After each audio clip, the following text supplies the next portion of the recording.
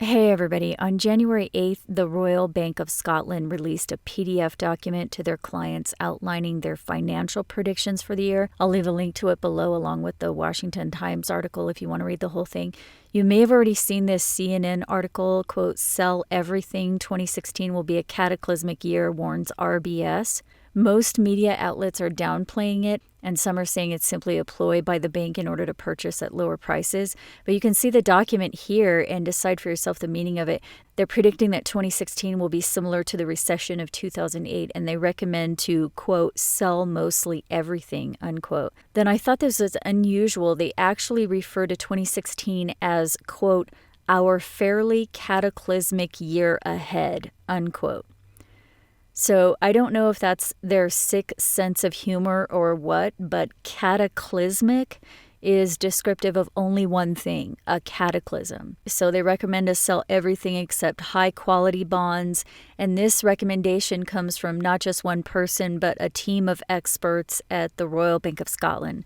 So make of that what you will, but there are other unusual facts about 2016. As you already know, the Pope announced 2016 the year of Jubilee on December 8th. The last Vatican Jubilee was declared in the year 2000, and as you can see, their Jubilees don't seem to follow any observable pattern, so I don't know what their criteria is for announcing a Jubilee, but 2016 is officially declared the Year of Mercy by the Pope. In addition, Rabbi Khan has released 2 books outlining a pattern of events that seem to also indicate that 2016 is the biblical Jubilee year. In the Bible, the Jubilee is due to occur every 50 years, but the Jews officially say they lost count of the Jubilees in 70 CE when the Second Temple was destroyed. The Siege of Jerusalem was the first watch on Jesus' timeline, and it began in 66 CE and lasted for 3.5 years until 70 CE. If that marked a Jubilee, then 50 years later would be the next Jubilee in 116 CE, followed by the next in 166 CE, and continuing until recent times. If that's the case, then 2016 through 2019 would mark the most recent Jubilee period, which is also exactly 2,000 years from the first watch on Jesus' timeline. So it may not be a coincidence that both the Pope and Rabbi Khan are presenting 2016 as the Jubilee year.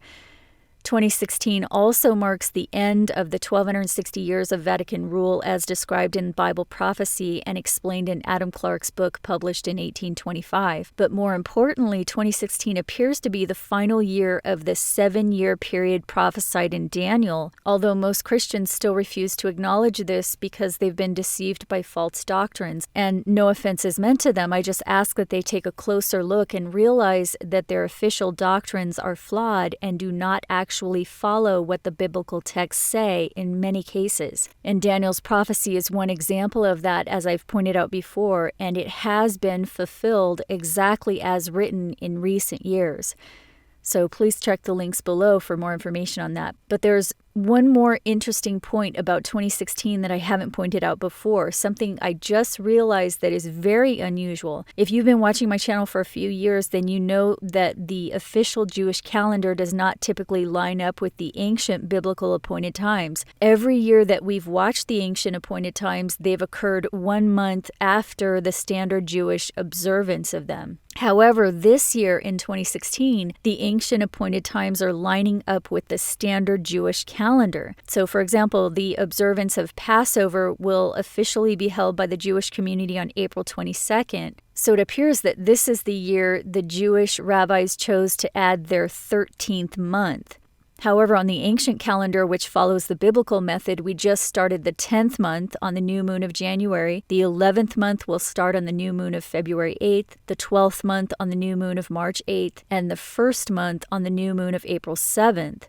The 14th day from that new moon, as the Bible says to observe Passover, will occur on the evening of April 20th to the evening of April 21st, And if we count from the first visible crescent of the new moon, the 14th day will occur on the evening of the 21st until the evening of the 22nd. So it looks like the official Jewish calendar is using a different calculation method to determine when the new moon in the first crescent is, which is off by 1 day relative to the NASA records. So what I have here on my calendar is based on what NASA says is the new moon in the first crescent. But they are observing their first month on the same moon of the ancient calendar in 2016, which, as I said, is an extremely rare congruency. I personally have never seen it happen before. And so their fall feasts will also line up with the ancient calendar this year as well. According to NASA, the new moon in first crescent will occur on September 30th and October 1st, which means the ancient biblical calendar appointed time of trumpets in 2016 will occur on the window of September 30th through October 2nd.